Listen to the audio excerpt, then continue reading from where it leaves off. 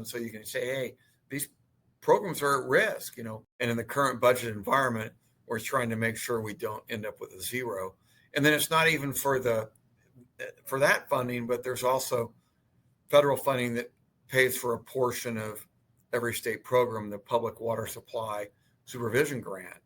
And the president's budget zeroed that out. So we're up there saying, hey, if we don't have that, our folks can't review the plans and specs for this treatment. They can't do the inspections that are needed as they're building it to make sure that the money is being used wisely. Mm-hmm. And so, and I think a lot of people are kind of understanding the implications on that. If there's no money, then all these activities that the state agencies do are going to be drastically reduced because they get money from other sources, but in some cases, the federal money is the vast majority of their funding for their staff. That disappears. That's a problem. It's supposed to be zeroed out. And so all my compadres and the state environmental regulator associations, we're all up on the Hill saying, hey, for the appropriators, because again, the president makes a budget request and the people on the Hill actually appropriate the money. I think we're starting to make some headway because there are people in those committees whose states have had PFAS problems or they have